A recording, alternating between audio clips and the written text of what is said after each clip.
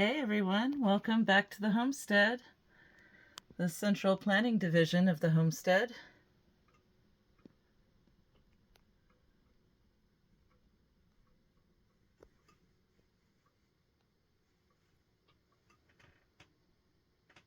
This is still a work in progress. As you can tell, some of the bullets are more developed into small tasks than others. And you've mostly seen me working on the yard garden over here. And those are things that many of them I can cross off, or color in rather, and some to develop further, like cultivating the back half of the garden. I did not yet write the compost pile on there, so as you can see, the plot thickens. The rabbit garden has been kind of set aside for a while, but I do have my materials assembled for the pecan circle. We've set the posts for the gate. The cold frame is mostly completed. The rabbits have been eating some stuff, and we've got a couple, four trees in there. Right, and then Ramlandia, I've talked to you about that. That's going to create a lot of enrichment and growing of homegrown fodder for petroglyph, and then in the winter months, his girls will be in there with him too. The Smile Garden is a future thing to work on. There's the berm at the bottom. It's a little ways down. Phase 2 is adjacent to the main yard garden.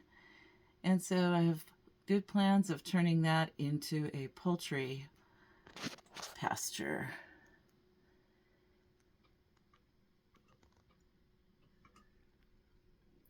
Another thing I've been focusing the videos on a lot has been the animals.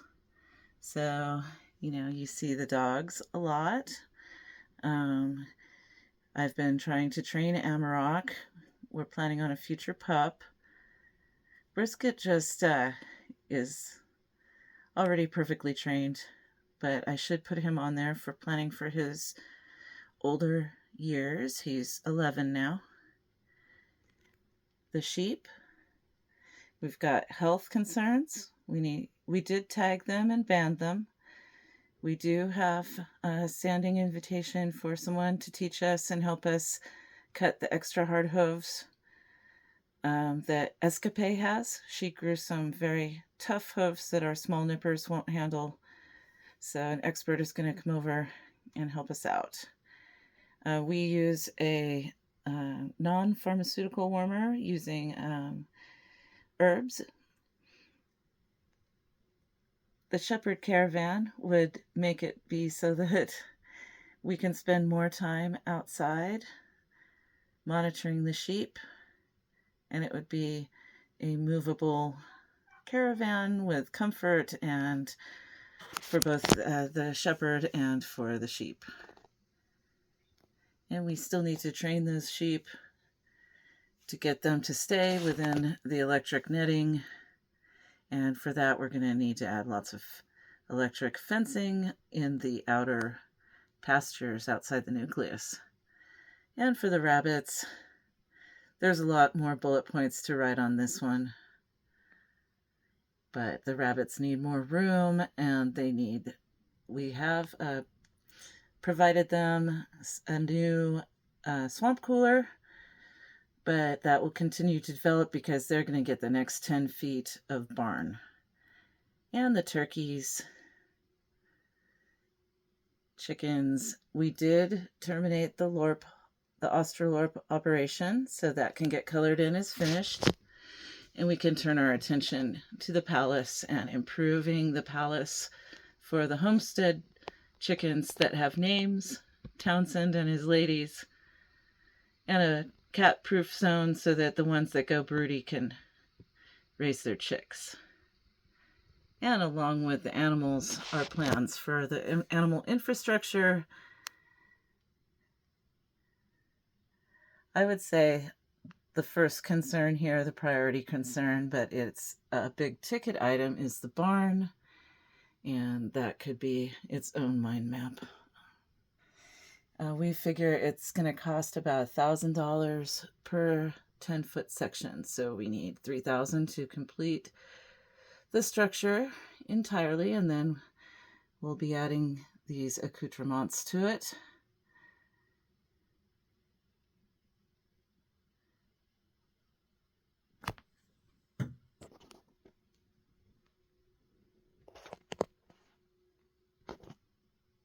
All right, inside the nucleus, that's our fenced area. That's like our zone 0 through 1 plus-ish, maybe out to a 2. Anyways, there are some of the projects we need to work on, and that has lots of radiating bullets to add to the map. And then we look at the outer property. I've just barely kind of written some basic things that we have to think about, but fencing from the northeast and northwest corners and then to the contour, that is a big priority that fits in with the other ones I mentioned. The sheep with their fencing and being able to access the outer pastures and maximize closing the loop on feeding them what we grow here. Then there's vehicles. Glenn the tractor is something we definitely want to get on top of. But meanwhile, we have things to fix with the RV. There's need to seal the roof for leaks and lots of other RV improvements that I have not yet written on there. The truck needs some maintenance. We've got a dump trailer and some trailer chassis to utilize. We need a second vehicle. Ivan is looking at e-bikes and beater Jeeps and UTVs so he can get to town on his own speed. And speaking of Ivan, looking at the container, Ivan's room, most of it is done, but I wrote in detail like a shopping list and little bitty finishing projects for him. But then next will come the utility shed, which we are hurting for. We really need that.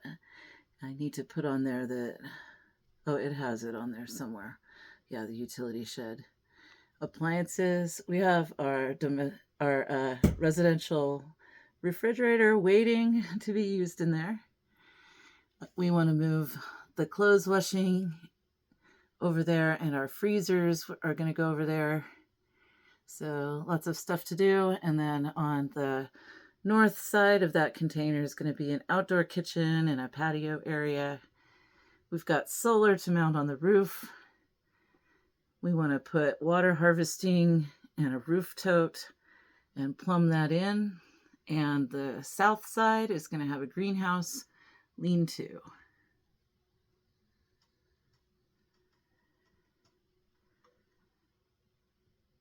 You know, we don't talk much about that.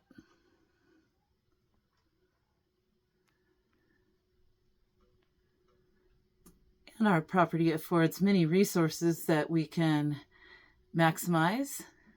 We have really great rocks here, both useful landscape flagstones and some semi-precious agates and chalcedony. We've got lots of free sand down in the wash. We have clay deposits. Ivan has been doing some sculpting. I have some cob and adobe projects I have in my mind. We've got loads of dead wood that we can harvest for firewood, and we've got some straight branched. There's a fallen tree in the wash that has some straight branches that we can harvest posts from. There's hunting in season on our land. And then the whole thing about using our animal byproducts so nothing goes to waste. Obviously, we use the manure, But like there's craft crafting potential with the feathers, hides, and bones, as well as making bone char for the garden. Okay, so that is a that's a little visit on our Homestead Mind Map. Cheers and blessings!